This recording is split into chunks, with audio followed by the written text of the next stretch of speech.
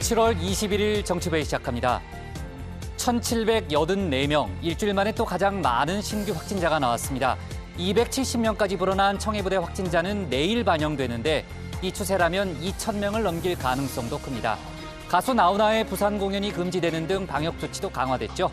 이런 가운데 인터넷 백신 예약이 원활하지 않아 논란인데요. 4차례나 먹통이 발생하자 문 대통령은 관련 참모를 질책하고 대응책을 마련하라고 지시했습니다. 드루킹 댓글 조작 공모 혐의로 4년째 재판을 받아온 김경수 경남지사에게 징역 2년의 실형이 확정됐습니다. 도지사직을 잃게 된 김 지사는 진실은 아무리 멀리 던져도 제자리로 돌아온다는 심경을 밝혔는데요. 정치권도 술렁이고 있죠. 조금 전 첫 TV 토론을 가진 민주당 송영길 대표와 국민의힘 이준석 대표도 판결 내용을 놓고 충돌했습니다. 윤석열 전 검찰총장이 잇따른 설화로 곤욕을 치르고 있는 모습입니다. 주 120시간 노동 발언에 이어서 다른 지역이면 밀란부터 일어났을 거라고 한 거죠. 대구의 코로나 대응을 평가하다 타 지역을 깎아내리는 표현을 쓴 건데요. 당시에 그런 얘기가 많았다고 해명했지만 여권에선 파상 공세를 폈습니다. 자, 오늘 준비한 소식 많습니다. 들어가서 본격적으로 정치부회의 문을 열겠습니다.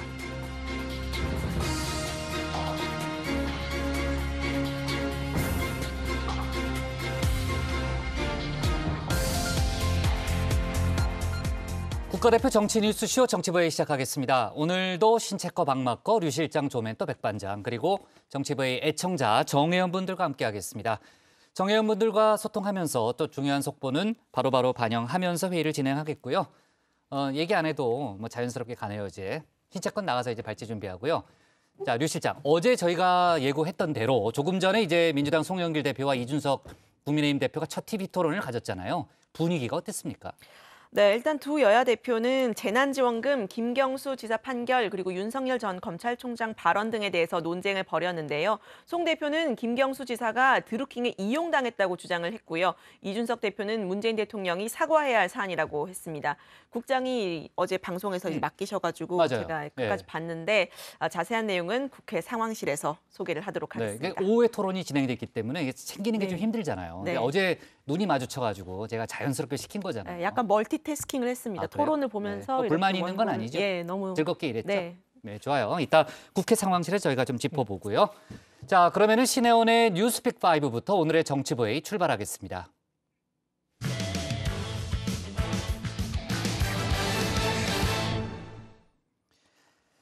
오늘도 뉴스픽에서 다룰 큰 뉴스가 참 많습니다. 일단 코로나와 관련해서 1,784명, 역대 최다 확진자 수가 나왔고요. 4단계 조치를 더 길게 또 전국으로 확대해야 한다는 목소리도 나옵니다. 조금 전에 저도 얘기했지만 내일은 2,000명을 넘길 수도 있다. 이런 전망까지 나오는 상황이죠. 자, 그리고 대법원이 김경수 경남지사에게 2년의 징역형을 확정했는데 정치권에서 여러 가지 목소리가 나오고 있죠. 관련 소식을 신체커의 뉴스픽 5에서 짚어보겠습니다. 정치부회의 시작을 알리는 뉴스픽 5, 오늘도 열심히 준비했습니다. 시작할까요? 자, 오늘 준비한 픽은요. 멀어지는 짧고 굵게, 그리고 김경수 징역 2년, 찬바람 부는 도쿄와 올림픽 동상이몽, 마지막은 이재용 가석방입니다. 자, 먼저 코로나 소식입니다. 수도권 4단계 조치가 무색하게도 신규 확진자 수는 또다시 역대 최다를 기록했습니다. 1,784명이죠.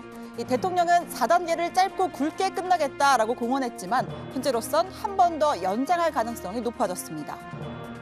분들께 조금 더 참고 견뎌내자고 당부드리게 되어 대단히 숭고한 마음 금할 수 없습니다.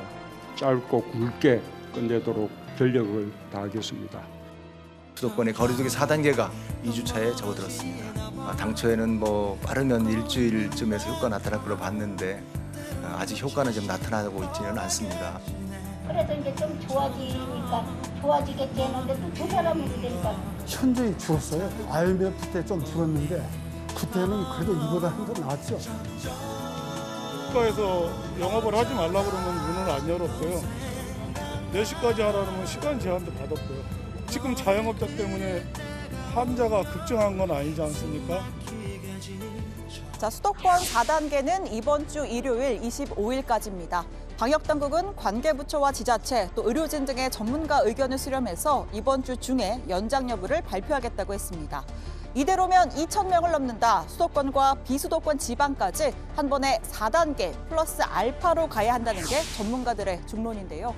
전국 현황을 보면 서울이 거의 600명 가까이 가장 많지만 비수도권도 부산 100명, 경남 86명 등 처음으로 총합 500명대를 기록했습니다. 비수도권 비율도 나흘 연속 30% 선을 웃돌고 있습니다. 이번 주말까지 상황을 지켜보고 상황이 개선되지 않는다고 판단되면 거리두기 최고 수준인 4단계로 격상하는 방안도 검토하지 않을 수가 없습니다. 심지어 오늘 확진자 수엔 청해부대 장병들 포함되지 않았습니다. 귀국 전 현지 검사에선 전체 301명 중 247명이 감염된 것으로 알려졌는데 귀국 직후에 한 재검사에서 23명이 추가돼 270명이 됐습니다. 전체 90%입니다. 의료적 치료가 필요한 14명 중 4명은 국군 수도병원으로, 10명은 국군 대전병원으로 이송을 하였습니다. 환자 14명 중 12명은 의료적 치료가 필요한 경증 환자이며 2명은 산소 마스크가 필요한 중등도 환자입니다. 감염 경로는 아직 오리무중입니다만 6월 말에서 7월 초 현지에서 군수품을 적재하는 과정에서 바이러스가 유입됐을 가능성 커 보입니다.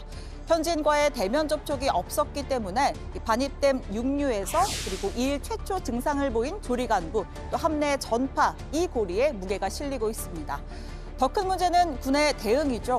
백신 접종 계획도 세우지 않은 데다 증상자에겐 감기약을 먹고 버티라는 지시로 사실상 방치했습니다. 헬기를 통해서 전문의, 의료진을 보내서 맞출 수는 없었는가? 네. 혹시 떠나고 난 뒤에는 청해부대 좀 무관심하셨던 건 아니에요? 네. 고열을 호소하는 증상자가 나타났는데 네. 어떻게 감기약을 줘서 돌려보냈을까요? 매뉴얼은 저희가 가지고 가지고 있습니다. 가지고 있는데. 네네. 군의관이 있었고 코로나에 대한 대응 매뉴얼도 있었는데 그냥 감기약 줘서 자가격리 조치 없이 보냈다는 건가요? 진단 검사도 안 하고? 예, 그 부분에 대해서는 저희가 추가적인 확인을 하겠습니다. 자, 어제 서욱 국방부 장관이 또다시 고개를 숙였습니다. 백신 공급에 부족한 점이 있었다라고 인정하면서 무거운 책임을 통감한다 사과했죠. 군 통수권자인 문재인 대통령도 안이했다는 비판을 겸허하게 받아들인다고 했습니다. 자, 그런데 정치권에선 부하 직원에게 책임을 전가하고 있다는 주장이 나왔습니다. 사과는 서욱 장관에게 맡기고 본인은 마치 무오류의 신의 경지에 있는 사람처럼 행동하고 있다는 주장인데요. 유승민 전 의원 유체 이탈 대리 사과, 또 최재형 전 감사원장도 국민의힘 입당 후 처음으로 실망스럽다면서 문 대통령을 공개 비판했습니다. 신속하게 군 수송기를 보내 전원 귀국 조치하는 등 우리 군이 나름대로 대응했지만 국민의 눈에는 부족하고 안이하게 대처했다는 지적을 면하기 어렵습니다. 군 당국에 책임을 전가하는 비겁한 지도자의 모습만 난무했습니다. 권한만 행사하고 책임은 부하에게 전가시키는 갑질이야말로 가장 불공정한 행태입니다. 가장 가슴 아픈 것은 이런 상황에서 정말 가장 책임을 져야 될 분이 아무 말씀도 안 하고 계신 거, 그건 좀 국민들에게 너무 실망스러운 상황이 아닌가. 이에 대해 청와대는 대통령은 이미 국민께 사과하는 마음이라고 했습니다. 다만 대통령과 국방부 장관이 연거푸 사과하는 게 형식상 어떨까 모르겠다라면서 장병들에 대한 조치가 끝나면 대통령이 사과 여부를 판단할 것이다, 이런 입장을 밝혔습니다. 이미 대통령께서 국민께 사과드리는 마음으로 임하고 계시다. 그래서 일이 기왕에 발생한 것이고요. 장병들을 완전히 잘 치료하고 다 대책을 세운 이후에 그리고 나서 필요하시다면 또 대통령님이 말씀하실 대통령의 시간은 따로 있는 것 아니겠는가, 이렇게 생각을 합니다.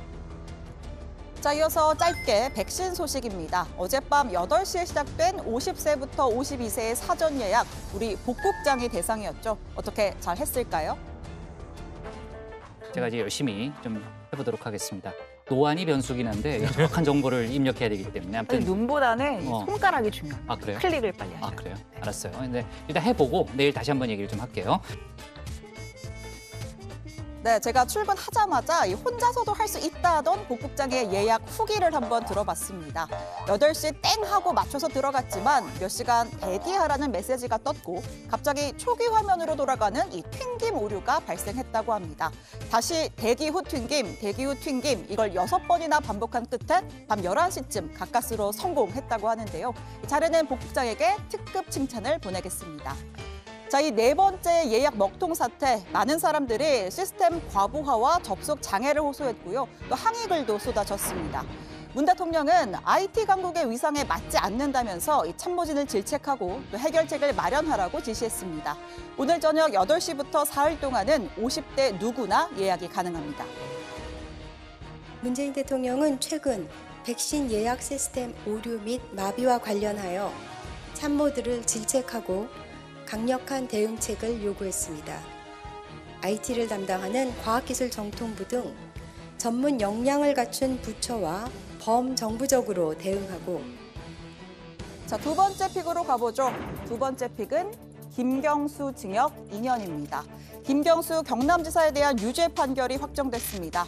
대법원이 징역 2년 선고했죠. 이른바 드루킹 김동원 씨 일당과 공모해서 당시에 민주당 대선 후보였던 문 대통령의 당선을 위해 여론을 조작한 혐의가 인정된 겁니다. 이 사건은 어느 특정인에 대한 처벌의 의미보다는 정치인이 사조직을 이용하여 인터넷 여론 조작 행위를 관여하여 선거운동에 관여한 책임에 대한 단죄이며 앞으로 선거를 치르는 분들이 공정한 선거를 치르라는 경종이라고 생각합니다. 김 지사는 운명의 날인 오늘도 도청에 출근했지만 결국 지사직을 박탈당하게 됐습니다. 또 형기 2년, 형기 만료 이후 5년, 총 7년간 공직선거 출마가 제한됩니다. 도청을 나서는 김 지사, 진실이 바뀔 수는 없다면서 끝까지 억울함을 호소했습니다. 대법원이 내린 판결에 따라 제가 감내해야 될 몫은 온전히 감당하겠습니다. 하지만 법정을 통한 진실 찾기가 벽에 막혔다고, 그렇다고 진실이 바뀔 수는 없습니다. 진실은 아무리 멀리 던져도 반드시 제자리로 돌아온다는 믿음을 끝까지 놓지 않겠습니다. 하지만 재판부의 판단은 달랐죠. 이 댓글 조작 프로그램 킹크랩을 몰랐다는 김 지사의 주장 인정하지 않았습니다. 드루킹 일당과 공모해서 포털에 8만 개의 뉴스기사 댓글 중 125만 개의 추천 반대수를 당시에 문재인 후보에게 우호적인 방향으로 조작했다. 즉 컴퓨터 등 장애 업무방해 혐의를 유죄로 판단했습니다. 다만 대선 뒤에 지방선거에서도 댓글 작업을 벌여주는 대가로 샌다이 총영사직을 제안했다는 공직선거법 위반 혐의는 무죄라고 봤습니다. 자, 오늘의 판결, 정치적 후폭풍이 거셀 수밖에 없습니다. 특히나 김 지사는 김 지사의 지지가 친문의 지지로 비견될 만큼 친문의 적자 중에 적자로 꼽히는 인물입니다. 민주당은 판결 직후에 입장문을 내고 아쉬움이 크지만 그럼에도 대법원의 판결을 존중한다라고 했습니다. 민주당의 대선 주자들은 한결같이 할 말을 잃었다, 김 지사의 진정성을 믿는다, 또는 드루킹의 일방적 주장으로 유감이라면서 김 지사를 감쌌습니다. 김두관 의원은 통탄할 일이라고까지 했는데요. 자, 반면에 야당은 너무 늦게 정의가 실현됐다면서 대통령과 민주당의 대국민 사과를 촉구했습니다. 문재인 정부의 정통성에 큰 흠집이 났다. 과거 국정원 개입 사건 때 민주당이 했던 말들을 하나하나씩 복귀하겠다고 경고했습니다. 민주당과 문재인 대통령은 이에 대한 책임을 져야 할 입장에 있습니다. 어떻게 국민의 여론을 왜곡시키고 그래서 허위 가짜뉴스로 선거 결과를 뒤집었는지 이 점에 대하여 명확한 입장을 밝히고 국민들에게 정중하게 사과하는 것이 마땅합니다. 또 문 대통령과 지난 대선을 치른 당사자들이죠. 홍준표 의원과 안철수 국민의당 대표, 또 유승민 전 의원도 앞다퉈서 입장을 냈습니다. 일제히 문 대통령의 사과를 촉구했고요. 특히 안철수 대표는 저 안철수를 죽이려 했던 김 지사의 추악한 범죄는 유죄가 확정됐다. 사필 규정이라고도 말했습니다. 자, 지금 정치권은 본격적인 차기 대선 국면에 접어들었습니다. 오늘의 판결이 파장이 얼마나 퍼질지는 지켜봐야겠습니다. 자, 이어지는 세 번째 픽은 올림픽 동상 이몽입니다. 2020 도쿄올림픽 개막이 이틀 앞으로 다가왔습니다. 자, 그런데 일본 정부와 올림픽 조직위원회가 서로 다른 생각을 하는 듯한데요. 新型コロナの中での安心安全な大会の実現、まさに人類が困難に直面する中にあって、今だからこそ世界が一つになれる力を合わせて、この難局を乗り越えて、こうしたことをやはり世界に発信をするいい機会だというふうに思います。感染は拡大するかもしれないし、また収まる方向に行くかもしれないという状況でございますので、具体的にはですね、そういう状況が出てきたときに、 올림픽 성공을 다짐하는 스가 총리, 그리고 개막 취소를 고려할 수 있다는 무토 사무총장입니다. 벌써 관련 확진자만 70명이 넘었습니다. 개회식에 참석하는 정상급 인사도 줄고 줄어서 20명 남짓입니다. 도쿄도의 신규 확진자 1,387명으로 집계됐습니다. 자, 오늘의 네 번째 픽은 찬바람 부는 역시 또 도쿄입니다. 오늘 도쿄에서 한미일 외교차관 협의회가 4년 만에 열렸습니다. 그나마 셋이 만나서 덜 냉랭했을까요? 어제 한일 간의 양자회담에선 이 두 차관이 팔꿈치 인사조차도 또 웃음기라곤 1도 없는 표정이었습니다. 정상회담을 통해서 한일 관계 개선을 모색하려던 정부 구상에 차질을 빚게 됐고, 이 때문에 이 차관급 실무 협의의 중요성이 더욱 커졌는데요. 오늘 공동 기자회견에 나선 최종건 1차관, 한미일, 특히 한일 간의 협의는 긍정적인 방향으로 갈 것이다. 특히 북한 문제에 한미일의 전략적 공조가 중요하다고 말했습니다. 자, 오늘의 마지막 픽은 이재용 가석방입니다. 자, 어제 삼성전자 화성 캠퍼스를 찾은 민주당 송영길 대표가 이재용 부회장의 가석방 가능성을 언급했습니다. 형기의 60% 이상을 마치면 가석방 대상이 될 수 있다는 이야기였습니다. 이재용 회장도 8월이면 형기의 3분의 1을 60% 정도를 마친다 그러니까 가석방은 법무부 장관의 소관이고 사면은 청와대 대통령령의 권한입니다. 송 대표는 반도체 산업의 요구, 또 국민 정서 등의 변수를 놓고 고민하고 있다고 본다라고도 했습니다. 자, 이에 박범계 법무부 장관은 특정 인물의 가석방 여부는 절차와 시스템 문제, 언급하는 건 적절하지 않다고 했죠. 자, 이런 가운데 이 부회장이 복역 중인 서울구치소가 8.15 광복절 가석방 심사 대상 명단에 이 부회장을 포함해서 법무부에 보고한 것으로 알려졌습니다. 자, 여러분은 어떤 뉴스를 오늘의 원픽으로 꼽으셨나요? 들어가서 같이 더 이야기해보겠습니다. 지금까지 신혜원의 뉴스픽 5였습니다. 네, 어제 그 백신 예약하는 게 만만치 않더라고요. 네, 그 8시 딱 시작했는데 PC하고 이제 휴대폰하고 동시에 처음에는 대기자 수가 엄청 빨리 줄었어요. 그래서 오늘 아주 가뿐하다 싶었는데 그 아까 튕김 현상이라고 그러잖아요. 그 대기 화면에서 예약 화면으로 넘어가야 되는데 다시 초기 화면으로 돌아가는 일이 그냥 계속 반복되더라고요. 네. 신체코한테 도움을 청하지는 않으셨습니까? 그 생각이 들었어요. 어제 내가 이거 신원 체크가 해준다고 할 때 그냥 덥석 받을 걸 하는 생각을 여러 번 했는데 그냥 버텼죠. 어디 갈 수도 없어요. 왜냐면 대기자 수가 이렇게 줄어드니까 계속해서 이제 희망 고문을 하면서 이렇게 볼 수밖에 없었는데 그래도 저는 어제 부부가 다 성공을 해서 이제 그나마 다행인데 아마 늦게 들어가신 분들은 많이 포기했을 거예요.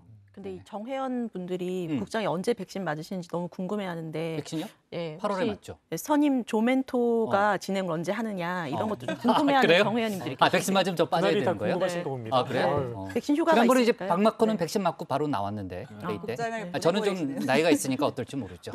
자, 좋습니다. 이렇게 우리가 그 얘기할 정도로 지금 시간이 없어요. 지금 뉴스가 많아가지고요. 자, 어제 이제 귀국한 청해부대 그 부대원들이 전원 PCR 검사를 받았죠. 근데 아까 이제 신체코도 얘기했지만요. 그 류 실장, 확진자가 또 많이 늘었네요. 네, 그렇습니다. 최악의 집단 감염으로 조기 귀국한 청해부대 34진 장병 301명 가운데요. 270명이 코로나19에 감염된 것으로 나타났습니다. 귀국 전인 19일에 아프리카 현지에서 검사한 결과보다 23명 더 많은 건데요. 문무대왕암 승조원의 89.7%, 즉 90%가 확진 판정을 받은 겁니다.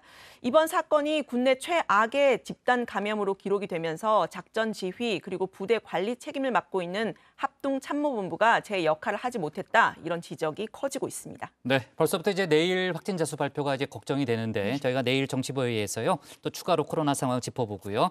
김경수 지사 판결 얘기를 해보겠습니다. 지금 이제 정치권의 그 조매토 후폭풍이 상당히 큰 상황이죠.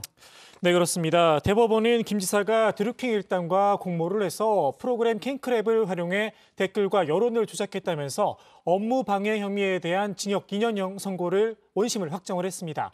다만 드루킹 김동원 씨에게 샌다이 총영사직을 제안했다는 공직선거법 위반 혐의는 무죄로 판결을 했습니다. 지금 김 지사가 구속 수감된 상태는 아니잖아요. 네, 아직은 아닙니다. 통상 그 대법원 선고가 오전에 이루어지면 그날 오후에 판결문이 대검으로 넘어가게 됩니다. 그럼 대검이 김 지사의 주소지 관할 검찰청에 집행 촉탁을 해서 소환을 하는데요. 일반적으로 소환까지는 신변 정리 시간을 좀 주고요. 3일에서 4일 정도 걸리는 만큼 김 지사는 이번 주말쯤 수감될 가능성이 크다는 게 법조계의 관측입니다.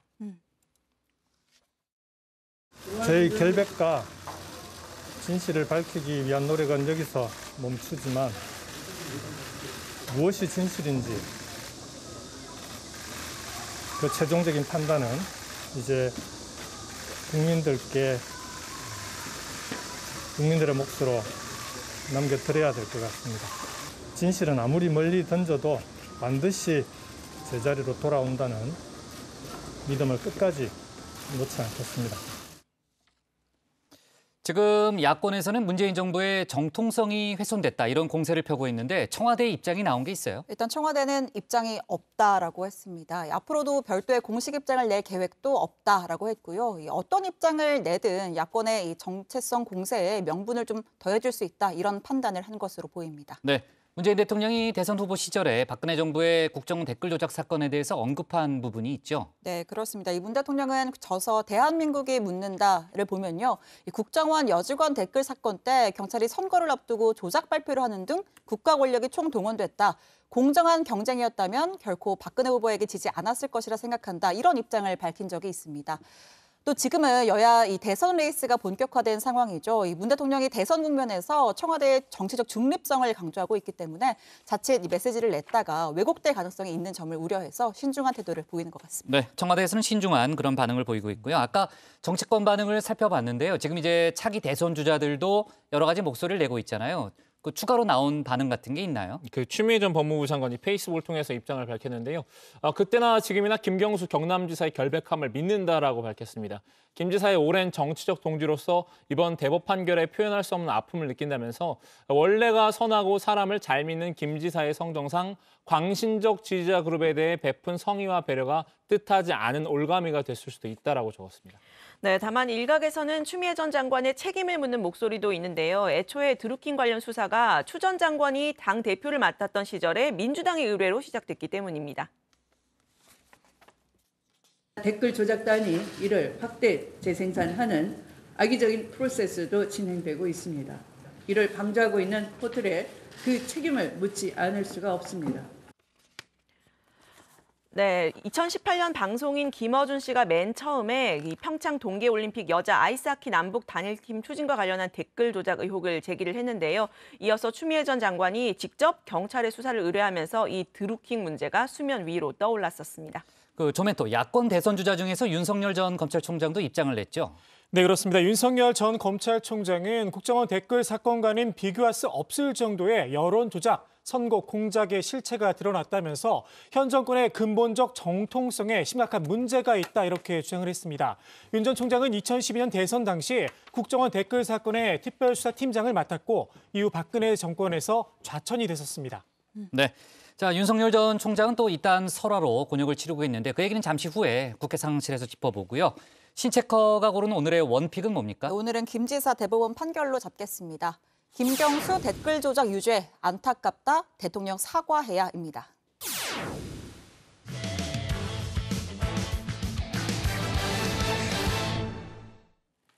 오늘 국회 상황실에선 윤석열 전 검찰총장의 발언과 관련된 이딴 논란을 다뤄보겠습니다. 여권의 공세가 이어지는 가운데 국민의힘에서는 조속한 입당을 촉구하는 목소리도 이어지고 있죠. 관련 내용을 국회 상황실에서 짚어보겠습니다. 네, 국민의힘 입당보다는 중도 외연 확장을 택한 윤석열 전 검찰총장. 당분간은 좀 더 입당과 거리를 둘 것으로 보이는데요. 최근 지지율 하락세에도 의연한 모습을 보였습니다. 처음 시작했기 때문에 많은 국민들과 또 현장에서 직접 스킨십을 하고 얘기도 들어보고 또 눈으로 보고 이렇게 하는 과정이 저한테는 필요하다고 생각을 했고요. 거기에 막 흔들리거나 일희일비해서는 국민을 위한 국민만 바라보는 일관된 정치를 하는 데는 좀 더 의연해야 된다고 생각합니다.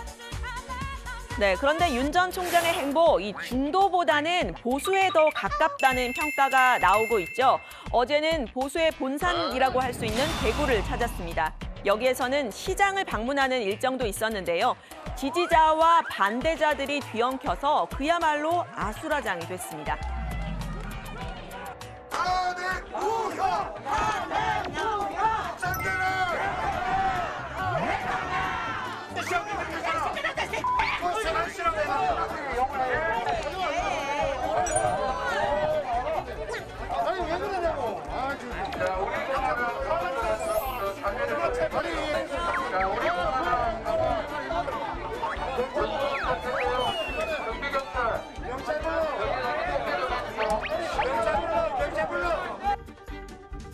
네, 이 대구는 전직 대통령 박근혜 씨의 정치적 고향이죠. 유력 야권 주자인 윤 전 총장에 대한 이 열성 지지층도 있지만 박근혜 씨의 수사를 지휘했던 윤 전 총장에 대해서 앙금이 남아있는 사람들도 있는 겁니다. 윤 전 총장은 몸을 바짝 낮췄는데요. 박근혜 씨 수사에 대해서 송구한 마음이 있다. 그리고 지지자들의 마음에도 일리가 있다고 했습니다. 사면에 대해서도 이렇게 공감한다면서 사실상 찬성 입장을 밝혔는데요. 과거 사람에 충성하지 않는다라고 했던 윤 전 총장, 정치를 시작해보니 참 어렵다면서 전직 대통령들에 다 존경할 만한 부분이 있고 박근혜 씨도 마찬가지라고 했습니다.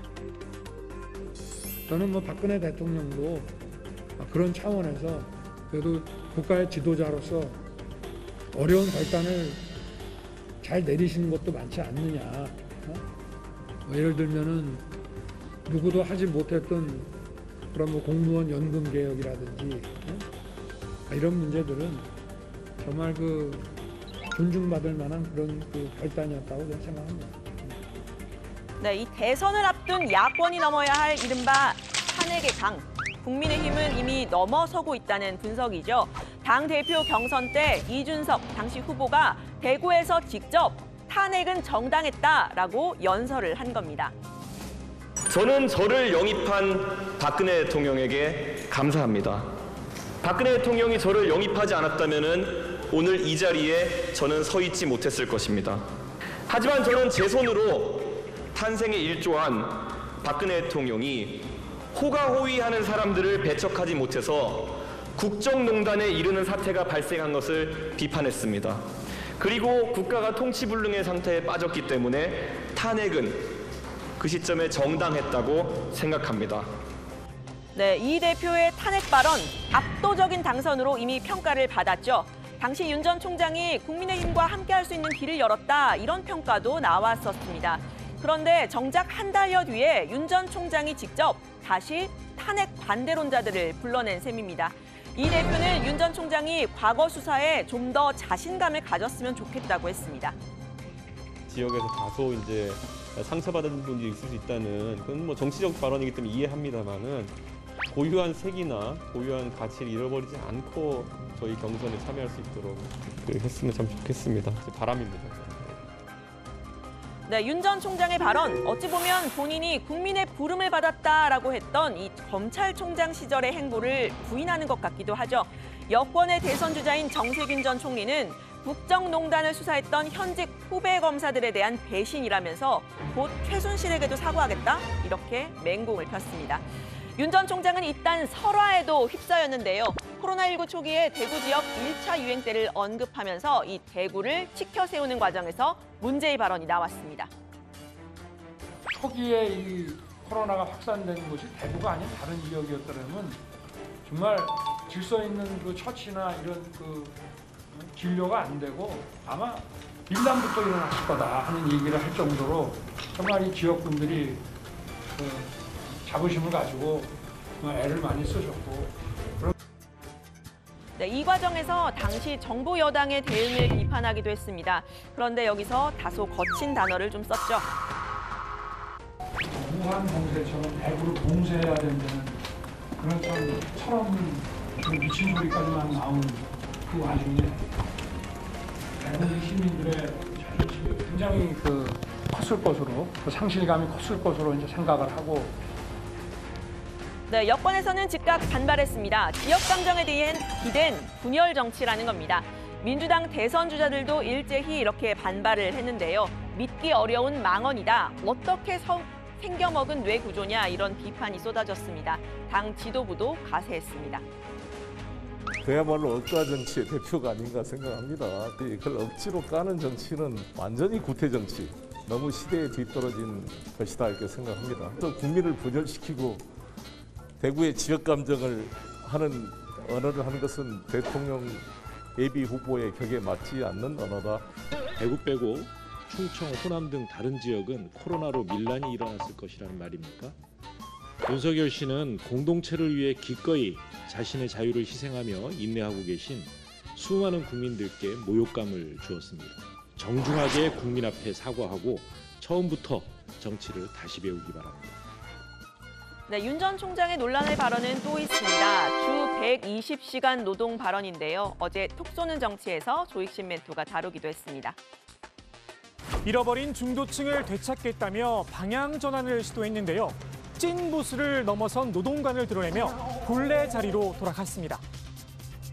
주 52시간제로 일자리가 생긴다고 주장했지만 일자리 증가율이 0.1%에 불과하다는 통계도 있습니다. 실패한 정책입니다. 게임 하나 개발하려면 한 주에 52시간이 아니라 일주일에 120시간이라도 바짝 일하고 이후에 마음껏 쉴 수 있어야 한다는 겁니다. 네, 그런데 사실 이 120시간 발언, 윤 전 총장이 스타트업 청년들의 의견을 인용한 거였는데요.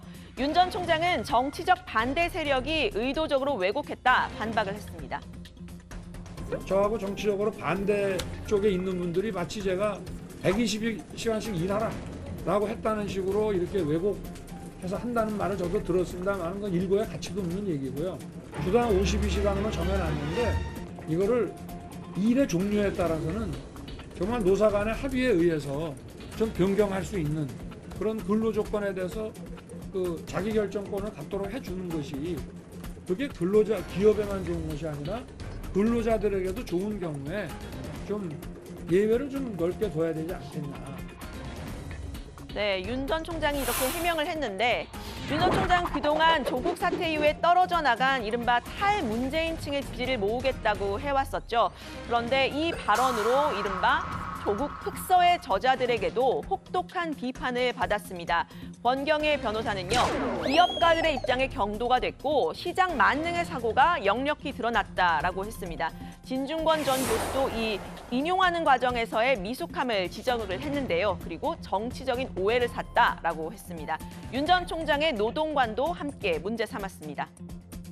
그러니까 이게 자유지상주의라 그래요. 모든 것들을 시장에 맡겨놓고 근로자들, 사용자들 자유계약에 의해서 모든 걸 맡겨놓자다라는 이게 한국 그 보수 세력들의 그 주류 이데올로기인데 계속 제가 보수 진영을 향해서 비판했던 부분이 이제 조언했던 부분이 그 부분인데 그게 말처럼 쉽게 그분들이 생각을 바꾸진 못하는 것 같습니다.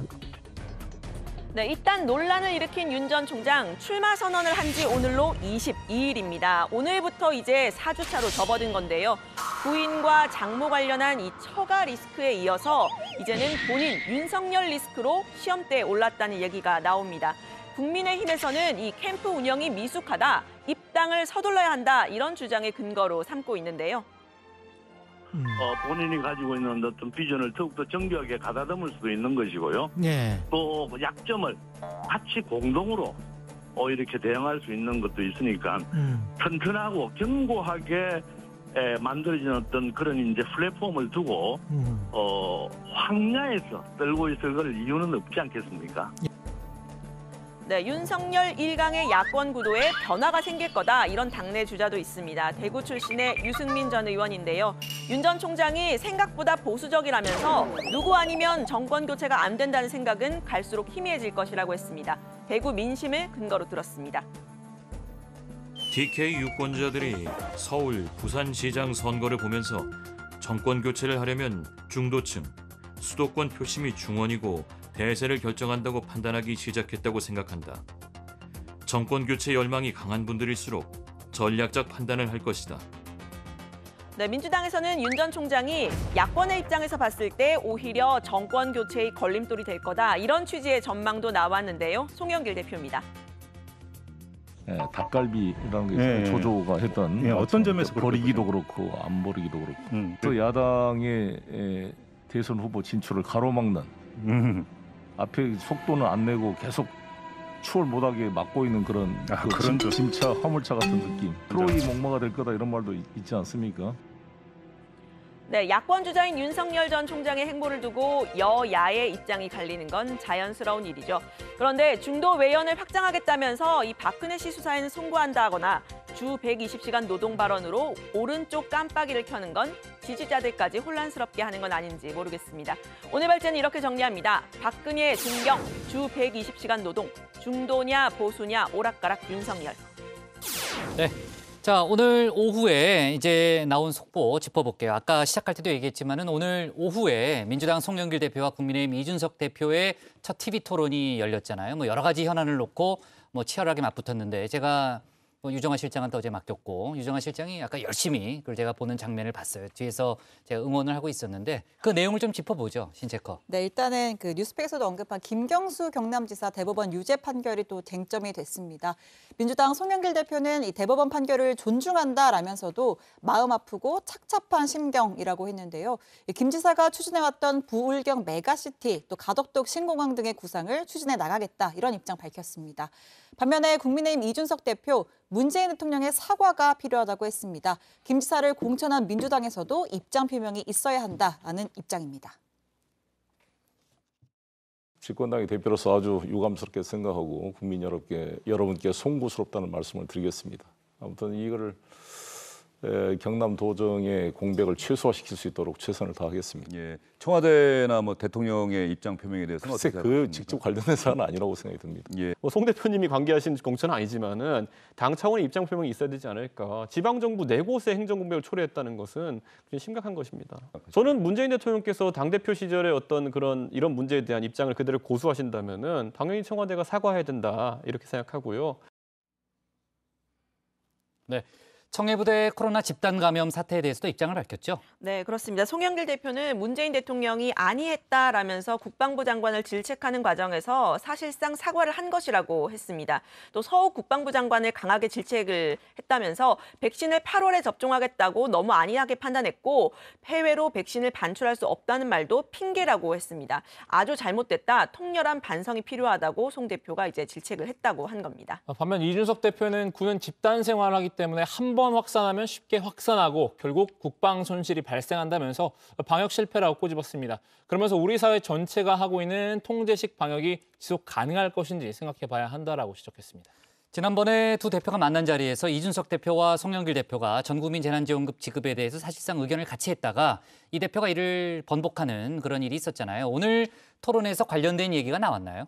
네, 이준석 대표가 당시 논의된 사항을 다시 좀 설명을 했는데요. 최근 원내 지도부와 합의한 부분이 있다면서 추경의 총액이 늘어나지 않는 선에서 재난지원금에 대해서 어느 정도 양해할 수 있는 부분으로 이야기를 하고 있다, 이렇게 이야기를 했습니다.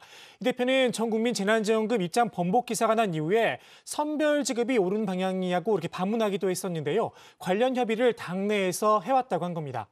자, 그리고 이준석 리스크에 대한 언급도 있었습니다. 이준석 리더십 한 달 만에 삐끗 이런 기사가 난 것에 대해서 어떻게 생각하느냐 이런 질문을 받고 이 대표가 한 달씩이나 기다려주셔서 감사하다 이렇게 맞받아치기도 했고요. 또 불안하거나 질책받을 부분도 있겠지만 송 대표와 만날 때는 어느 정도 교섭의 여지를 줘야 한다. 막힌 것을 뚫는 게 제 역할이라면 조금은 저의 공간이 넓어져야 한다라고도 했습니다. 관련해서 송영길 대표도 언급한 부분이 있어요? 네, 송 대표는 이 회동 이후에 이준석 대표에 대한 이 국민의힘 당내 공격이 심해서 괜히 미안했다면서 힘내라는 메시지도 보냈다 이런 말을 했는데요. 결국은 이준석 대표가 전공법을 택하는 걸 보고 역시 이준석답다는 생각을 했다 이런 말도 했습니다.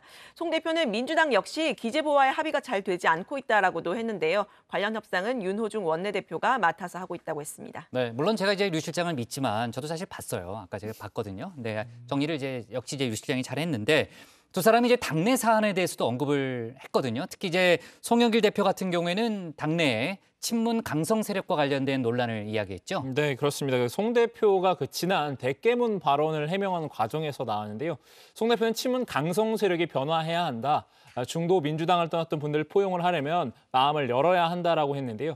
대선 경선 상황도 언급을 했습니다. 특정 후보에 대한 노골적 인신공격을 해대면 당이 외연을 확장하기 어렵다라고 지적한 겁니다. 당대표 입장에서 누가 되는가 보다 자당 후보가 승리하는 게 더 중요하다면서 캠프 간 날선 공방에 대해서 순화 작업을 하려고 한다라는 의지를 밝혔습니다. 송 대표는 어제 이재명 지사와 삼성 방문 일정을 같이 하면서 편파 논란에 휩싸였는데요. 이 부분에 대해서도 이 지사 표현에 따르면 이 지사가 수행을 한 거다라면서 오해할 문제는 아니고 다른 후보들도 일정을 잡아주면 당 대표가 카메라와 함께 일정을 수행하겠다 이렇게 밝혔습니다. 신채거 이준석 대표도 당내 대선 주자들에 대한 입장을 밝힌 게 있죠. 네, 이준석 대표가 그 비빔밥론을 내세우고 있잖아요. 이 고기와 달걀 또 당근이 전부 다 평등하다. 그 공존이 저희 보수 진영 선거의 핵심이다라고 했습니다. 또 이 대표는 윤석열 전 총장의 대구 발언에 대해서도 이야기를 했는데 광주를 방문했다 오신 분이 다른 지역을 폄하하는 말을 한 것도 그리고 또 아주 미친 소리 같은 표현들을 한 것도 우리가 순화시켜야 한다라고 했고요.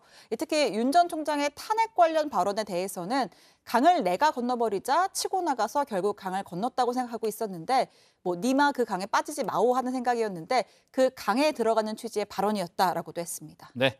좀 문제를 제기하는 그런 취지의 또 발언이었군요. 그리고요, 이건 좀 다른 얘기인데 오늘 이제 영수회담과 관련된 여러 가지 논의가 있었는데 이준석 대표는 당황스럽다 이런 입장을 밝힌 게 있죠. 네, 그렇습니다. 박수현 청와대 국민소통수석이 오늘 아침에 라디오에 연이어 출연을 했는데요. 이 자리에서 영수회담과 관련해서 물밑으로 여러 대화가 오가는 것으로 안다. 어떻게 조율될지는 모르지만 빠르면 다음 주에 회담이 이뤄지길 바란다. 이렇게 말을 한 겁니다. 여기에 대해서 이준석 대표가 이제 국회에서 기자들과 만나서요. 연락을 받은 적이 없다고 밝힌 건데요. 이 대표는 한 달 전에 제안하고 한 달 연락이 없다가 라디오로 발표하면 좀 당황스럽다면서 다른 경로로 연락받은 건 없다라고 했습니다. 이 대표는 또 국정 협치를 위해서 논의를 하자고 한다면 방법, 시기를 막론하고 당연히 응할 생각이라고도 했습니다. 네, 이준석 대표가 상당히 적극적으로 나오고 있기 때문에 다음 주에 영수회담이 열릴 가능성이 높아 보이네요. 네, 그거는 이제 두 체커와 실장이 나눠서 취재를 해봐요. 네, 알았죠? 자, 좋습니다. 오늘 제목은 이렇게 정리하겠습니다. 박근혜 존경 주 120시간 노동 중도냐 보수냐 오락가락 윤석열로 제목을 잡겠습니다.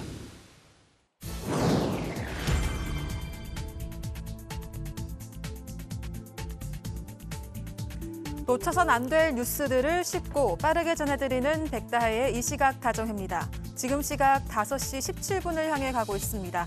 이 시각 다정의 소식들 먼저 키워드로 살펴보겠습니다. 신혜원 뉴스체커, 어떤 키워드가 눈에 띄나요? 제 마음 같아서는 BTS 특사 임명을 원픽으로 꼽고 싶지만 또 코로나 상황이 심각하니까 오늘은 원픽이요? 원픽은 뉴스체커잖아요. 계속 밀려. 아, 그래요? 네. 오늘 저는 술파티 논란 꼽아보겠습니다. 네, 역시 정확하게 꼽으셨습니다. 첫 번째 소식의 키워드도 술파티 논란입니다. 전남 해남군의 유명 사찰 승려들이 방역 수칙을 어기고 술자리를 가진 정황이 포착돼 논란이 일고 있습니다. 지난 19일 한 사찰 소유의 숙박시설에서 승려들 여럿이 모여서 술과 음식을 먹고 있다는 신고가 접수된 건데요.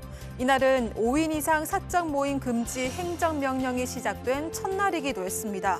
목격자가 촬영한 사진에는 4명이 넘는 승려들이 식탁에 둘러앉아 술을 마시는 모습이 고스란히 담겨 있는데요.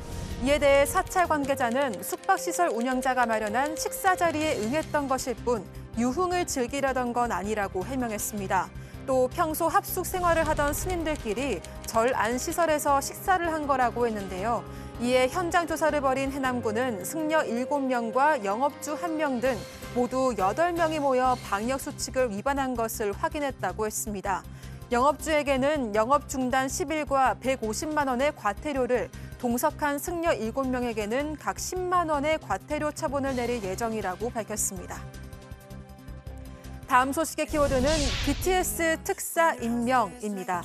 빌보드에서 연일 대기록을 세우고 있는 그룹 방탄소년단이 이번에는 미래 세대와 문화를 위한 대통령 특별사절로 임명됐습니다. 청와대 측은 국제사회에서 높아진 우리나라의 위상에 맞는 외교력을 확대하기 위해서 문재인 대통령이 방탄소년단을 특사로 임명했다고 밝혔는데요. 방탄소년단의 노래에 담긴 위로와 화합의 메시지는 전 세계 연대와 협력을 통해 코로나 위기를 극복하자는 대한민국의 의지와도 맞닿아 있다고 덧붙였습니다. 이에 따라 방탄소년단은 오는 9월에 열리는 유엔 총회 등 주요 국제회의에 참석해 전 세계 청년들에게 위로와 희망의 메시지를 전할 예정입니다. 또 환경과 빈곤, 불평등 개선을 비롯한 세계적인 과제를 해결하기 위한 활동에도 적극적으로 참여할 계획입니다. 마지막 소식의 키워드 보겠습니다. 지하철 침수입니다. 중부 허난성 일대가 기록적인 폭우로 큰 피해를 입고 있습니다.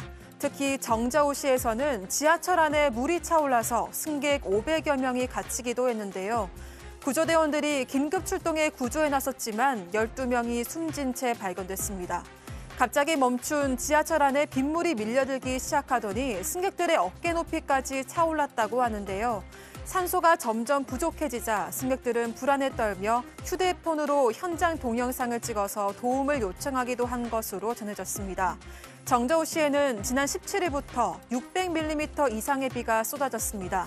이는 60년 만에 기록적인 폭우로 한 해의 강우량과 맞먹습니다.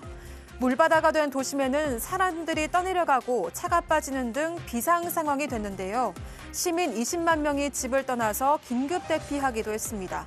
이번 폭우는 태풍 인파의 영향으로 오늘 밤까지 폭우가 계속될 전망이어서 피해는 더 늘어날 것으로 보입니다. 지금까지 이시각다정회 백다희였습니다. 네, 백반장 속보 잘 챙겨서요. 이따 다시 한번 만나도록 하고요. 다음은 조익신 멘토의 톡 쏘는 정치로 가겠습니다.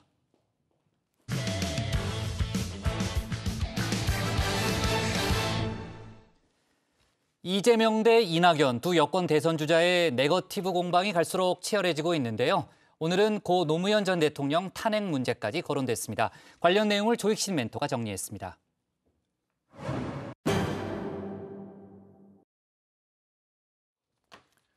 코로나19 여파로 잠시 멈춰선 민주당 경선 일정. 후보 선출일이 5주나 뒤로 밀리면서 TV 토론 등 경선 이벤트도 공백기를 맞았죠.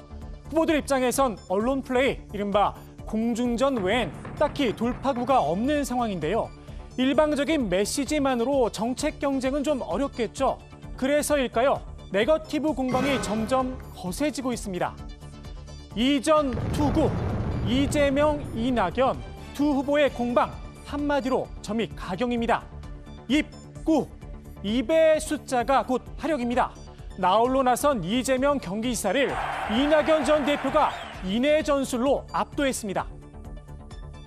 전혀 모르는 사람입니다. 예. 그게 무슨 활동을 했는지, 그 사람이 왜 그랬는지, 저로서는 아무 도움도 안 되는 그런 걸 왜 했는지 잘 모르겠어요.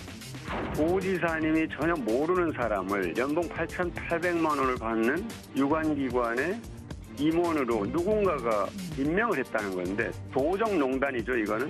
5.18 학살을 옹호하던 사람도 있지 않습니까? 네네. 또 박정희 그 찬양하는 분도 계시잖아요. 전두환 5.18 학살을 찬양했다? 어디에 그런 근거가 있으며 김대중 대통령께서 귀 쓰고 그다음에 공천을 줬겠습니까? 사실은 근거가 전혀 없는 말도 안 되는 얘기죠. 뭐 여러 가지 사정이 있긴 하지만 제 인격의 부족이 분명히 있기 때문에 제가 사과드립니다. 이거는 사과로 끝날 문제가 아니다. 정말 놀랍다. 심지어 어떤 여성들은 뭐 이거 겁난다. 이 지사만의 고군불토론 역부족이라고 생각했나 봅니다. 이 지사의 책사 김영진 의원이 전장에 뛰어들었는데요. 이른바 J씨의 SNS 봉사팀 논란, 한 땀 한 땀 반박에 나섰습니다. 우선 J씨는 이 지사가 임명할 사람이 아니라는 점을 분명히 했습니다. J씨가 일하고 있는 경기도 교통연수원은 사단법인이라 이사가 추천해 이사장이 임명한다는 겁니다. 또 J씨는 공무원이 아니라는 점도 강조했는데요. 법적으로 문제가 된다면 이 전 대표 측에서 고발을 하라 목소리를 높였습니다. 공무원이 아닌데 선거운동을 왜 했냐, 이렇게 해서 위법이다 이렇게 가는 것 자체가 사실이 아니고 허위사실이고, 이를 근거로 이재명 지사와 연관해서 공격하는 것은 전형적인 정치공작 마타도어입니다. 그러니까 고발을 못하는 거죠. 공격이 최선의 방어란 말이 있죠. 반격에도 나섰습니다. 이낙연 전 대표는 이른바 민주당 적통성을 내세우고 있죠. 그럼 노무현 전 대통령 탄핵 때 입장인 뭐였느냐? 역공을 취했습니다. 도대체 이낙연 후보가 2004년에 노무현 대통령 탄핵했을 때 탄핵에 찬성했습니까? 반대했습니까? 분명한 입장이 없어요. 이낙연 후보가 2002년 노무현 대통령 후보의 대변인이었는데 그 이후 탄핵의 과정에 참여를 했고요. 그래서 찬성과 반대를 했느냐 분명히 밝히는 게 필요한데, 왜냐하면 그럼 이후에 문재인 대통령을 어떻게 지킨다는 겁니까? 이 적통 논란 무릇하게 지켜보고 있는 분도 있습니다. 바로 추미애 전 법무부 장관입니다. 적통 논란 모두가 적통이라고 해주시는 건 반갑죠. 민주당의 맏며느리로서 아들들께서 전부 적통이다 하니까 저기 소속만 민주당, 무늬만 민주당 하지 말고 정신도 심장도 하는 행동도 좀 민주당 다와야 된다라고 요구를 촉구를 했으니까 아마 그걸 깨달으신 것 같아요. 추 전 장관, 어제까진 국민 누나론을 내세웠는데요. 맏며느리 눈으로 슬쩍 노선을 변경했습니다. 이 지사나 누구나 다 제가 다 공천장을 드렸죠. 다 키운 거죠. 너무 이 당내 경선에 금도를 넘는 인격 모독 이런 표현들은 제가 좀 있는 데선 안 했으면 좋겠더라고요. 그랬더니 국민 누나가 됐다 이러더라고요. 실제 나이를 따져보면 모자 관계보단 오누이 관계가 좀 더 설득력이 있어 보이긴 하는데요. 내가 민주당을 지키는 종갓집 맏며느리다라는 점을 강조하고 싶었나 봅니다. 대선 후보들 사이에 거센 공방, 불안한 눈길로 바라보는 분도 있습니다. 민주당을 이끌고 있는 송영길 대표입니다. 원팀 정신이 깨질 수 있다는 겁니다. 본선에서 이기려면 지금 경쟁하고 있는 상대방과 그 지지자들이 자기가 후보가 됐을 때 나를 위해 선거운동을 해줄 사람이라는 인식을 가지고 접근을 해야지, 다시 못 볼 사람인 것처럼 공격을 하게 되면 스스로 자해행위가 될 수가 있습니다. 민주당 선관위는 일탈의 강도를 벗어나 당의 단합을 깨트린다면 가만히 있지 않겠다 엄중 경고했는데요. 신사협약식까지 열기로 했습니다.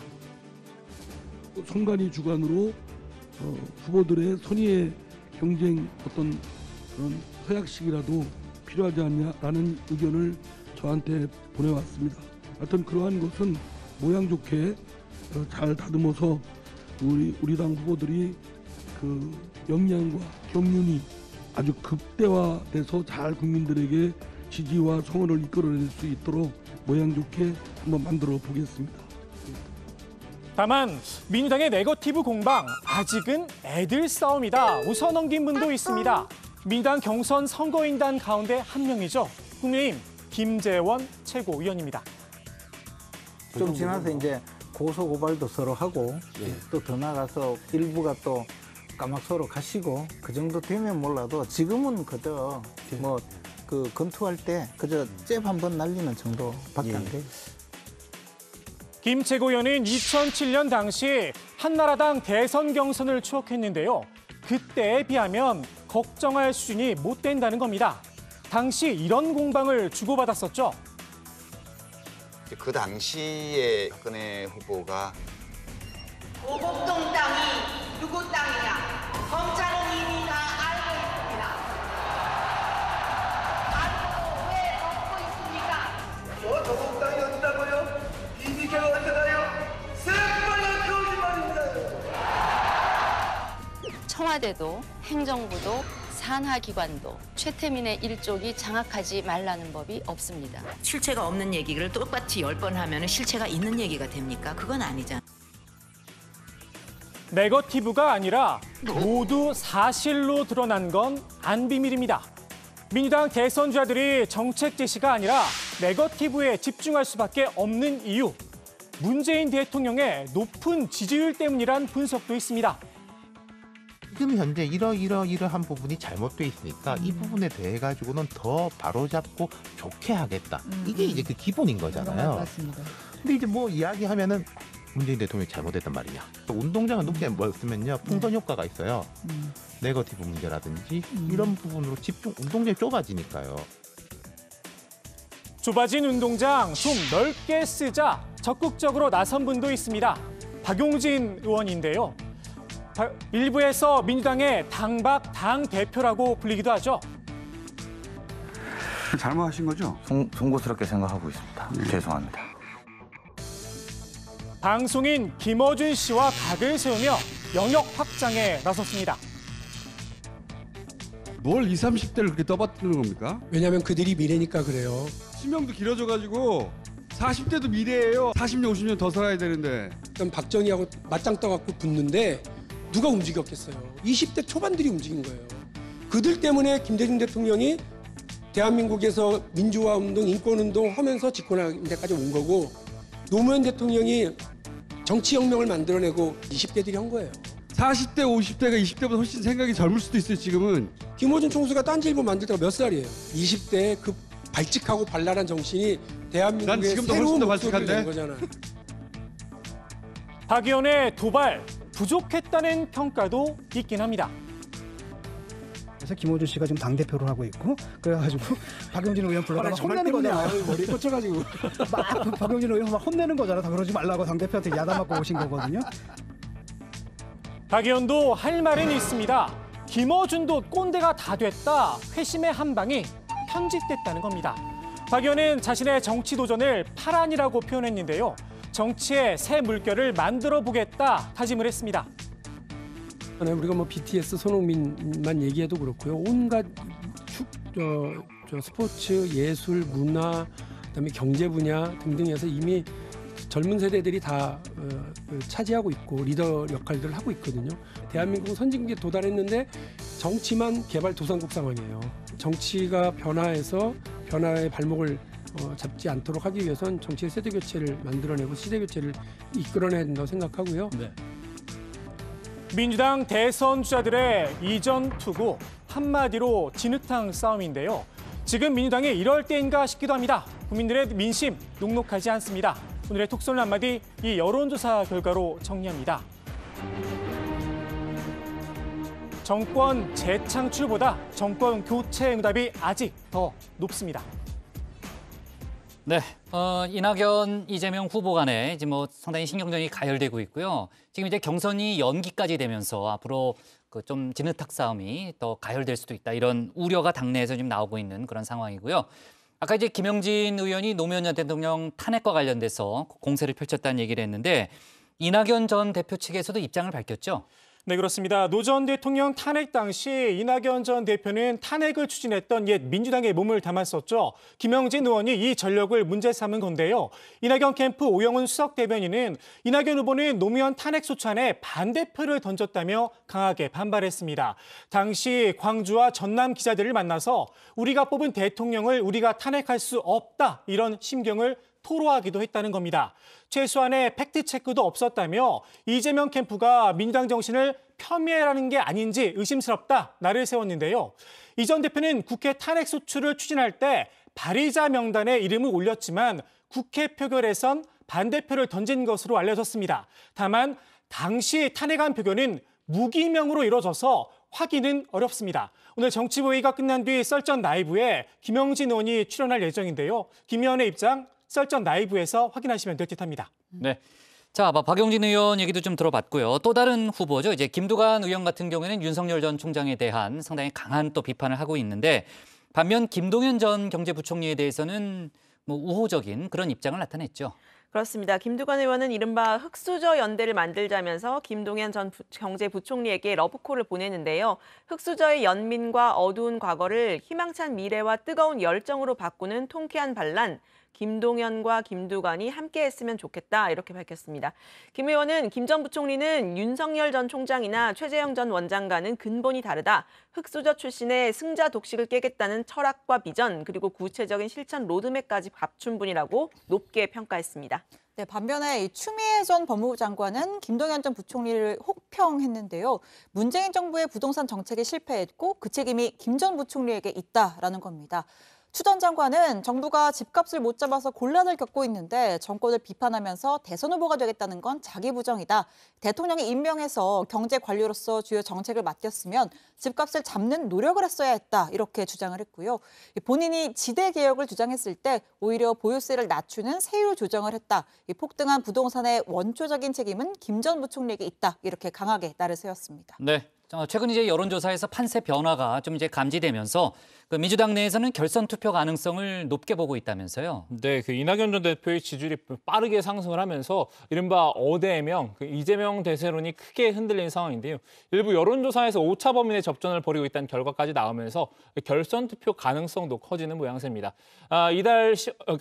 오는 10월 10일로 예정돼 있었죠. 그 대선 경선 결과 과반 투표자가 없으면 1위와 2위 후보가 결선 투표로 최종 후보를 선출하게 되는데요. 10월 중순쯤이 될 걸로 보입니다.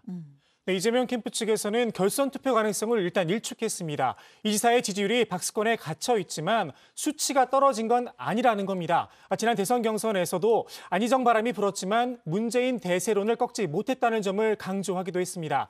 반면 이낙연 캠프는 골든 크로스를 자신하고 있습니다. 이달 말쯤엔 이 지사와 지지율 역전이 가능하다는 겁니다. 이낙연 캠프 측은 결선 투표가 불가피하다 이렇게 보고 있습니다. 네, 아직 상황을 더 봐야 되겠지만 만약에 결선 투표까지 가게 된다면은 1위와 2위 후보를 선택하지 않은 그 나머지 표심이 어디로 갈 건가가 관건이잖아요. 어떻게 봐야 돼요? 네, 일단 여러 가지 전망들이 나오고 있는데요. 지상과제인 정권 재창출을 위해서 이 1위 후보의 결집이 될 것이다. 아니다. 반 이재명 구도가 좀 확고를 해지면 범친문 세력이 뭉칠 거다. 이런 의견이 엇갈리고 있습니다. 다만 서로 결이 비슷하다는 평가를 받고 있죠. 이낙연 전 대표와 정세균 전 총리는 이 결선 투표 과정에서 서로 손을 잡을 수 있다. 이런 전망도 나오고 있습니다. 네. 자, 오늘 톡쏘는 정치 이렇게 정리하겠습니다. 이낙연 인해 전술 네거티브 화력 과시, 이재명 회심의 한방, 노무현 탄핵은요로 제목을 잡겠습니다. 다음은 박준호 마커의 주민으로 가겠습니다.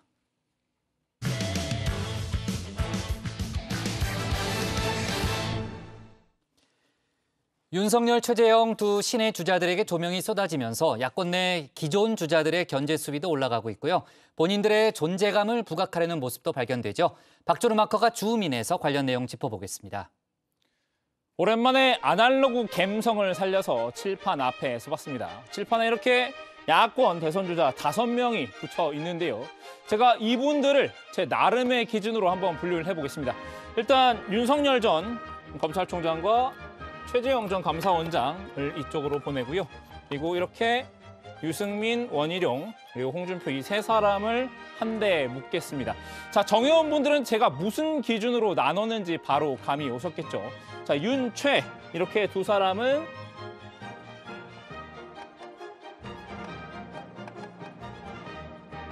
네, 굴러온 돌이겠고요. 반대로 여기 세 사람은 제가 너무 등졌는데 박힌 돌이겠지요. 자, 야권의 신의 주자와 국민의힘 기존 주자로 한번 나눠봤습니다. 오늘 주민이 주목한 인물들은 바로 여기 박힌 돌 3명입니다. 그럼 여기 있는 홍준표 의원부터 줌인해보겠습니다. 근데 신상품을 찾아가 배송이 되면 집에서 다 훑어보고 직접 보고 흠집이 있으면 반품을 하잖아요. 이거는 흠이 있어 안 되겠다. 그럼 반품을 하는 거예요. 그게 소위 국민적 검증 과정입니다. 박힌 돌 3인방, 최근 굴러온 돌들이 집중 조명이 되면서 의도치 않은 찬밥 신세인데요. 굴러온 돌들을 향한 경계령이 떨어진 듯합니다. 강력한 경쟁자로 꼽히는 이 윤, 최 두 사람에게 협공을 펼치고 있는데요. 이렇게 두 사람을 둘러싸고 삼각동맹을 맺은 형국이죠. 특히 홍준표 의원은 윤석열 때리기에 여념이 없습니다. 최재형 감사원장은 어제 입당을 할 때 제가 입당 환영 성명서를 냈습니다. 특정인에 대한 여론조사가 과도하게 높은 것은 TK 주민들의 정권 교체의 열망에서 비롯된 것이지 그것은 종국적인 여론은 그쪽으로 가는 것은 아니다. 최 전 원장에게는 관대하고 윤 전 총장에게는 엄격한 모습이죠. 사실 홍 의원은 윤 전 총장이 본격 등판하기 이전부터 꾸준히 견제구를 던져왔는데요. 윤 전 총장이 아직 아군인지 적군인지 알 수 없다라고도 했습니다. 홍 의원의 이런 태도를 못마땅하게 보는 당내 인사가 있습니다. 대표적인 친윤파인 정진석 의원인데요. 내 눈에는 홍 의원님도 아군인지 적군인지 헷갈릴 때가 많다라고 저격한 겁니다. 두 사람의 설전 당연히 1라운드로 끝나지 않았겠죠. 외부 인사를 지지하는 건 이해한다면서도 내부 인사를 조롱 말라. 자행각이 도를 넘었다. 국회의원답게 신중하게 처신하라. 나를 세웠습니다. 정 의원의 반응은 이 한마디였습니다. 무지개 반사. 네, 반사. 제가 초등학교 시절 즐겨 쓰기에 추가했던 단어인데요. 너나 잘하세요라는 뜻이죠. 잘하세요. 이 단어가 환갑이 넘은 정치인의 입에서 나올 거라고 미처 상상하지 못했습니다. 정 의원 논란을 의식한 듯 해당 글을 삭제했죠. 다시 엄근진 모드로 반격에 나섰는데요. 지금은 정권 교체를 위해 범야권이 똘똘 뭉쳐 전력을 기울여야 할 때라고 말입니다. 물론 그렇다고 홍 의원이 윤 전 총장을 향한 공세를 멈출 캐릭터는 아니겠죠. 지금 코로나 때문에 갈 데도 없고 사람을 만날 수도 없는데 정치도 안 해본 분이 지금 흉내를 내려고 하니까 상당히 당혹스러울 거예요. 잠시 과거 얘기를 하자면요. 원래 이 두 사람 그다지 친근한 관계는 아니었습니다. 이번에 윤석열을 두고 다퉜다면 지난해인 김종인 전 비대위원장을 두고 이렇게 둘이 맞붙었는데요. 포문을 먼저 연 건 홍 의원이었습니다. 정 의원이 김종인 비대위의 긍정적인 태도를 보인다며 불편한 심기를 드러냈었죠. 정 의원을 향해서 자민련에 들어와서 MB와 박근혜에 붙었다가 이제 김종인에게 붙는 걸 보니 안타깝다. 이렇게 직격한 건데요. 이런 사람들이 들어와서 설치는 건 이 당의 미래가 없다는 거다. 이런 독설도 내뱉었습니다. 정 의원은 즉시 넌더리가 난다. 이렇게 맞받아 쳤는데요. 이 당이 홍 의원의 대권력에 소모되어야 할 존재인가? 그 정도로 입이 가벼운 사람은 우리 당의 미래가 될 수 없다. 이렇게 분개했었죠. 이쯤 되면 정 의원이 이번에 반사로 끝낸 게 다행인가 싶기도 합니다. 정 의원, 솔직한 심정으로 이런 말을 하고 싶었을지 모르겠습니다. 이 보수의 존립에 근본적으로 도움이 안 되는 사람들은 육모방망이를 들고 뒤통수를 뽀개버려야 돼. 자, 다음 인물로 넘어가서 원희룡 제주지사와 유승민 전 의원 이렇게 두 사람입니다. 제가 네이밍을 한번 해봤는데요. 원추 브라더스입니다. 윤석열, 최재형을 대하는 두 사람의 자세가 상당히 비슷한 면이 있어서 한번 묶어봤습니다. 그럼 먼저 원추 브라더스에서 원을 맡고 있는 원희룡 지사부터 볼까요? 이 정권 교체의 주연이 되기에는 상당히 문제가 있다고 생각을 합니다. 물론 큰 역할을 해주시겠지만 그것이 과연 진정한 정권 교체고 그 이후에 국정 운영에 대해서 정말 책임을 질 수 있는 우리의 선택인가, 이 점에 대해서는 저는 저 자신뿐만 아니라 우리 국민들이 큰 물음표를 갖고 있다고 생각을 합니다. 두 사람이 문재인 정부와 맞서 싸운 건 알겠지만 그렇다고 대안이 될 수 있을지는 의문이라는 건데요.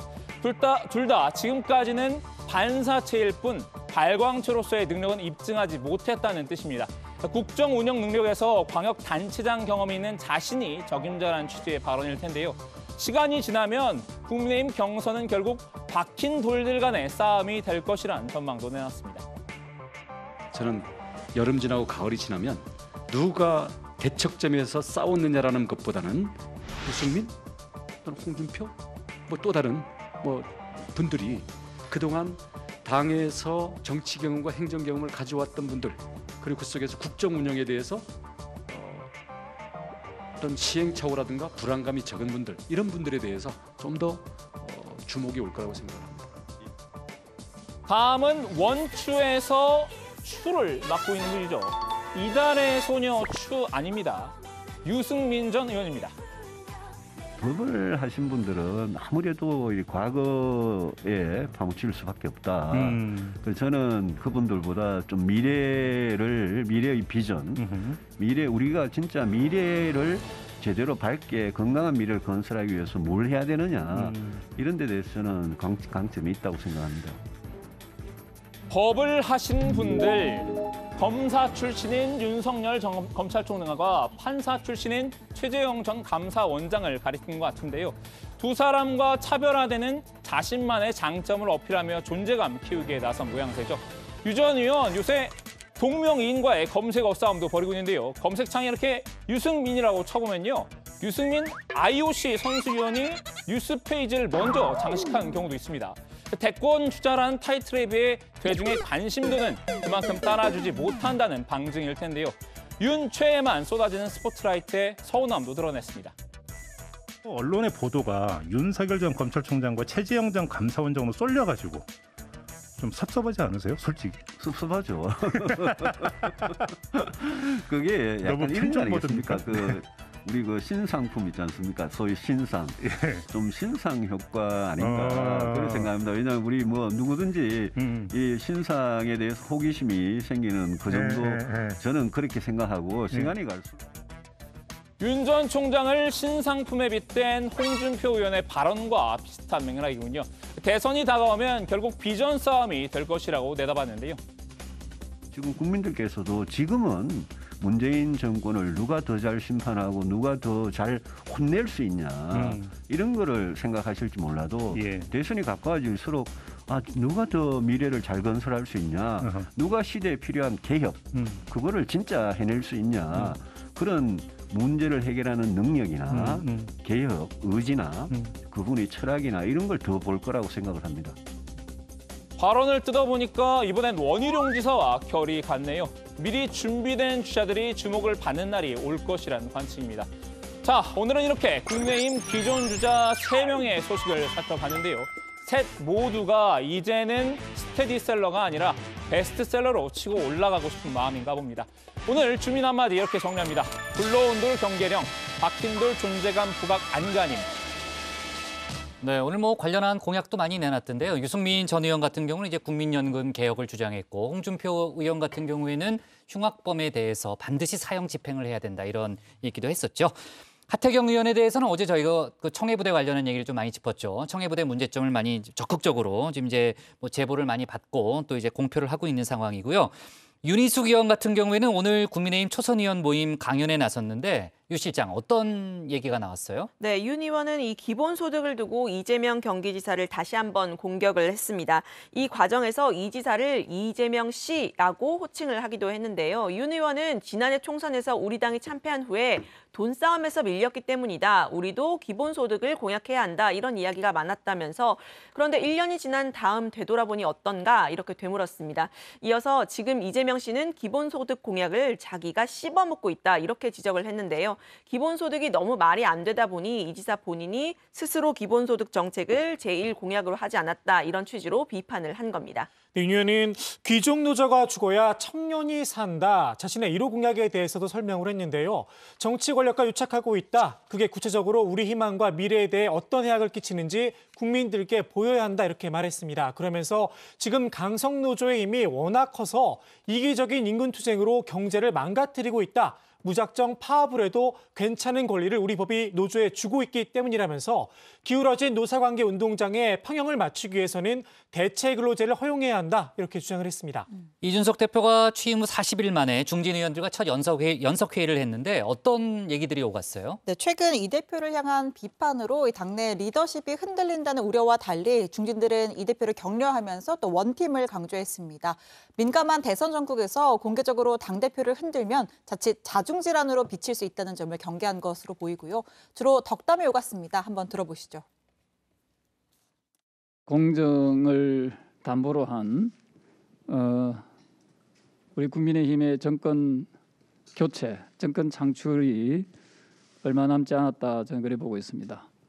저희 당은 하나된 마음으로 공정하고 정정당당한 경선을 통해서 좋은 대선 후보를 만들어내겠다는 것을 국민 여러분께 약속드리겠습니다. 네, 논란이 된 네. 뭐요? 박진 의원 얘기를 하려고 그러는데 왜 네. 논란이 되는 거죠? 예, 논란이 된 얘기를 좀 하려고 딴 생각했죠. 회의에 집중해요. 왜 끝나가긴 논란을 하지만. 키우세요? 네, 알았어요. 네, 그 제가 지금 보니까요. 아, 근데 그 반면 상당히 쓴소리를 한 의원이 있어요. 홍문표 의원인데 혹시 그 싱크가 준비돼 있으면 잠깐 좀 볼까요? 지난번에 국가의 기본 틀을 정부 부처를 개폐하는 문제가 나왔을 때 저는 좀 더 신중했어야 된다. 이것은 우리가 대통령 선거를 앞두고 이와 같은 큰 문제를 건드릴 때는 상당히 신중해야 되고 선거 전에 내놓을 공약이 있고 선거 당선되고 나서 집권이 돼서 해야 할 공약을 구분을 해야 되는데 그냥 마구 이렇게 쏟아내놓으면은 우리가 감당하기가 어렵다. 네, 좋습니다. 오늘 주민 이렇게 정리하겠습니다. 국민의힘 기존 주자들 굴러온 돌 경계령 존재감 부각 안간힘으로 제목을 잡겠습니다.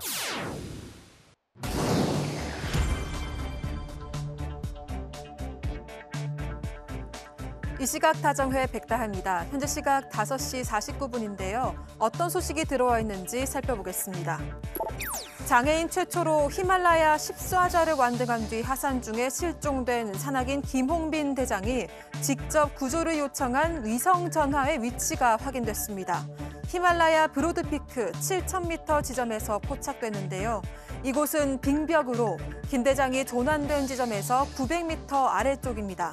김 대장은 지난 19일 7,900m 지점을 통과하다 조난된 것으로 추정됐는데요. 이후 러시아팀 구조 중 다시 추락해 실종된 상태입니다. 수색 당국은 일단 김 대장의 위성 전화 신호가 포착된 지점을 중심으로 수색을 벌일 계획인데요. 김 대장이 추정 위치에 있는지 전화만 있는지는 확인되지 않았다고 밝혔습니다. 다음 소식입니다. 일면식도 없는 등산객을 잔혹하게 살해한 혐의로 기소된 20대 남성에게 무기징역이 확정됐습니다. 이 남성은 지난해 강원도 인제에서 50대 여성 등산객을 흉기로 수십 차례 찔러 살해했습니다. 검찰은 이 남성이 연쇄살인을 계획했다고 봤습니다. 일기장에 살인 계획과 방법을 상세하게 기록하고 도구로 쓸 총기를 구하기 위해 수렵 면허시험 공부까지 했다는데요. 이에 재판부는 오랜 기간 불특정 다수의 적개심과 극단적인 인명 경시 태도, 지속적인 살해 욕구를 보여왔다며 1심과 2심에서 무기징역을 선고했고 대법원은 원심을 확정했습니다. 이어서 잠시 후 썰전 라이브에서는 김경수 경남지사의 유죄가 확정되면서 여야의 희비가 엇갈렸습니다.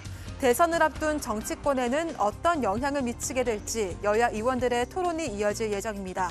또 권영세 국민의힘 대외협력위원장 인터뷰를 통해서 윤석열 전 총장 등 장외 잠룡들의 영입에 대해서도 알아볼 예정이니까요. 많은 시청 부탁드리겠습니다. 지금까지 이 시각 다정회 백다희였습니다. 네, 오늘 정치부엔 여기까지 하겠습니다. 저희는 내일 오후 4시 반에 다시 찾아뵙겠습니다. 유 실장 괜찮죠? 네. 뭐 충격이 큰 건 아니죠? 논란을 저희가 하도 많이 다루다 보니까. 그래요. 네. 네, 그럼요. 네.